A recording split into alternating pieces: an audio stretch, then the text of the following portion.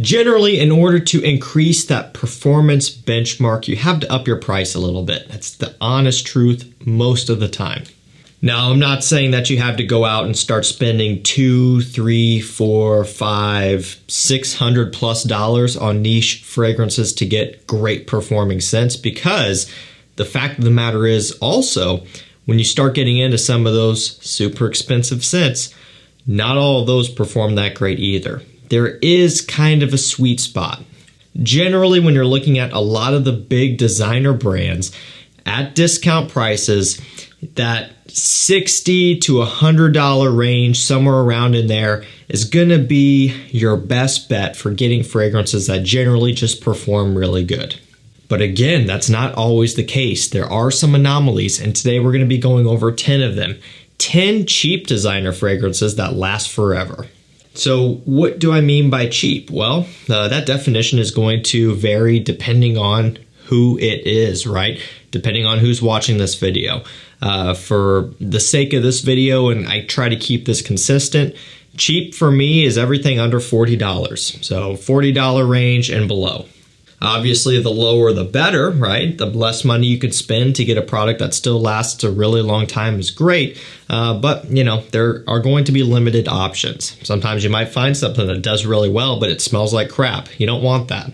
Now, I will drop links to these down below. It's important because in order to get these at the cheap prices that I'm referencing, you got to be shopping discounters. If you were to go purchase these at retail, they're not cheap.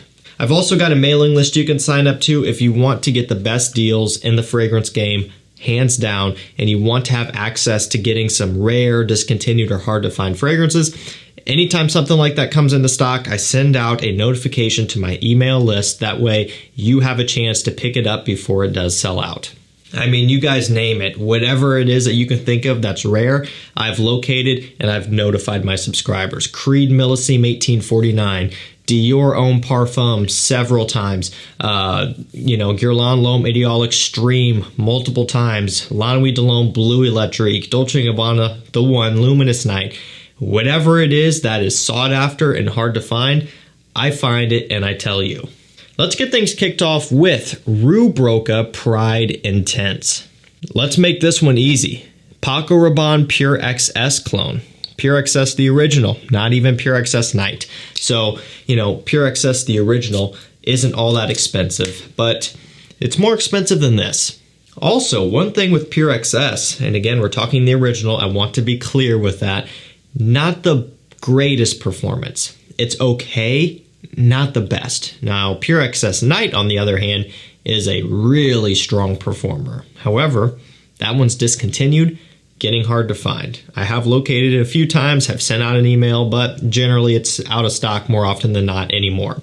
However, Roberto Pride Intense is one you can get for sub $20, and it actually performs better than Pure XS, which is pretty crazy to think about. It has that scent down to a T, this kind of sugary, boozy, sweet, playful type of smell. It has that going on. So this one's great value, great bang for your buck. Definitely one that's a little bit underrated. You don't hear a whole lot about this brand in general, much less this scent. This is a clone brand that, I don't know, I'm not exactly sure where they're originating from. I would imagine they're probably like an off spin. You know how Lattafa has their like Alhambras and things like that. This might be an offset of another clone brand. I'm not sure, just my guess. But they've got some good offerings, and this is one of them. Next up, Azzaro Chrome Extreme. One of the best bang for your buck affordable scents for summertime that you can buy. This one is finally down to a normal price, so it's in that $40 range. Testers, unfortunately, don't come with a cap. They would look like this, which is fine. You could save a bit of money if you wanted to go that direction, but you do got to pay up a little bit more for a cap. Still affordable, though. Now, for the longest time, when this one first came out, it was, at discounters even, $60 or so, which is better than retail, but still not chrome pricing. It took years for it to come down to where it is now, so you can get it for an amazing price now. It smells a lot like Acqua di Gio Profondo. That's a great one in and of itself, but it is more expensive. It does have good performance, but you do have to pay up for it. 2.5 ounce bottles, 75 ml. are going to be still around the, I think, $85, maybe $90 range. You know, you get into the 125 mLs, you're getting up into the 100. So this one's significantly more affordable, and it does deliver great performance. Next up, Halloween Man X, 4.2 ounce, 125 mLs for right around $40. Now, testers do come with a cap. So believe it or not, this is a tester. It says it right there. You can see the sticker. Does come with a cap, which is a really nice touch. And so if you can get a tester and save money by doing so, it is the way to go. So full presentation right now, if I didn't say it already, is around 40. Testers, you can get it down into the, mid 30s.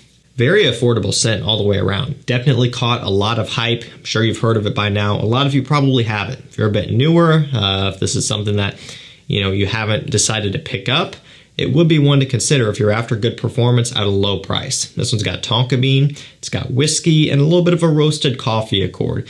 It's not as much about the coffee to me as it is more so about the tonka and whiskey combination. It's very sweet, very powdery, but it's very well done and does bring, a nice twist to the gourmand side of things. Unfortunately, a lot of gourmands are much more expensive, and especially a lot of them are niche. You don't have a ton of affordable designer gourmands, but this is one of them, and it's a great one. Next up, Bentley for Men Intense. You could pretty much go with any in the line for the most part. The original even has great performance. Absolute does. And Black Edition does pretty well. Azzaro does okay. They all have pretty good performance. I would say overall, though, it's going to be Intense. This one does take the lead. It's going to be between this and Absolute.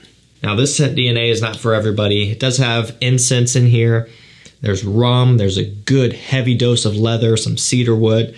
Very smoky, very mature, but I've got to say, and I've said it a million times, I will always say this and always give credit where credit is due, because for the price of this, $35 or so, in that range, 100 mil, you get incredible bang for your buck. You get something that is very unique, amazing quality, great performance all around. This is a stunner. It is for the fragrance enthusiast. If you want something different, if you want something that brings a lot of value for a low cost, this is one of the best on the market, hands down, and it will be probably forever. Great stuff. Definitely worth the hype. You have to be up for the challenge. It is something that is not traditional in the sense of, your sweet, mass-pleasing, Invictus-y, bubblegummy, aquatic fragrances. It's none of that. It's very much its own thing here in a more mature direction, but it does a great job. Mercedes-Benz Private. So a lot of the Mercedes-Benz fragrances are coming in at this nice affordable price. It's right around that $40 range here. I want to double check on concentration. Yeah, it is an eau de parfum. I kind of thought it was. So nice concentration level for this. It's not all eau de toilettes down here in the affordable category. Sometimes you can score and get some EDPs. In fact, a good dose of these in this video are. This is one of those that you also don't see a ton of, but it does do really well overall. Nice quality, nice performance here. This one does have cedarwood, patchouli, some cypress, very woody, very masculine, but again, all we're talking about is performance, and this one does do a great job for a low price.